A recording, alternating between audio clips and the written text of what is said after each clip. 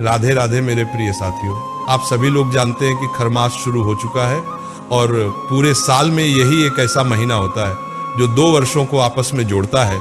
यानी वर्ष 2025 के 15 दिन खरमास के होंगे और वर्ष 2026 के भी 15 दिन इसी खरमास के होंगे।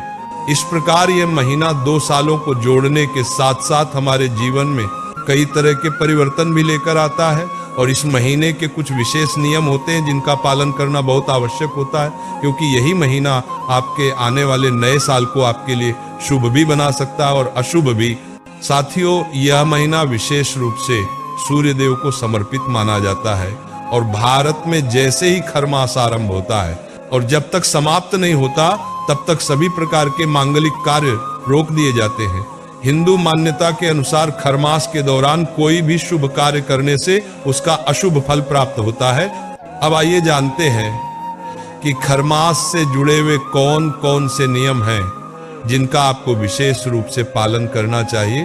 साथियों, खरमास के दौरान प्रकार के वाद विवाद या झगड़े में पड़ने से बचना चाहिए, क्योंकि इस महीने के विवाद बड़े आर्थिक नुकसान या मान हानि का कारण बन सकते हैं। इसके बाद इस समय लेन देन में विशेष सावधानी रखनी चाहिए और किसी को भी धन उधार नहीं देना चाहिए, क्योंकि इसे अशुभ माना जाता है और इस महीने दिया गया धन वापस मिलने में बहुत कठिनाई होती है। साथियों, इन 30 दिनों के दौरान विवाह, मुंडन, गृह प्रवेश जैसे किसी भी मांगलिक कार्य से बचना चाहिए। साथियों, खरमास के महीने में कोई नई शुरुआत भी नहीं करनी चाहिए, जैसे नया व्यापार, दुकान या बिजनेस शुरू करना, क्योंकि इससे सफलता में बाधा आती है या नुकसान होने की संभावना रहती है। साथियों, इस महीने में तामसिक भोजन का सेवन भूलकर भी नहीं करना चाहिए, क्योंकि इससे शरीर और जीवन में नकारात्मक परिवर्तन आते हैं। साथियों, अब ये तो वे बातें थी जो खरमास में नहीं करनी चाहिए। अब जानते हैं कि इस महीने में क्या करना चाहिए। हिंदू मान्यता के अनुसार खरमास के दौरान सभी लोगों को सूर्योदय से पहले उठकर स्नान ध्यान करना चाहिए और उगते हुए सूर्य देव को अर्घ्य देकर उनके मंत्रों का जाप करना चाहिए। साथ ही इस महीने में चना, गुड़, चावल, काले तिल, कंबल, गर्म कपड़े या धन का दान अपनी क्षमता अनुसार अवश्य करना चाहिए। साथियों, खरमास के दौरान सोना, चांदी, नए कपड़े या पार्टी फंक्शन से जुड़ा कोई भी सामान नहीं खरीदना चाहिए। साथियों, अब एक बड़ा प्रश्न यह आता है कि क्या इस महीने बाल, दाढ़ी या नाखून कटवाने चाहिए।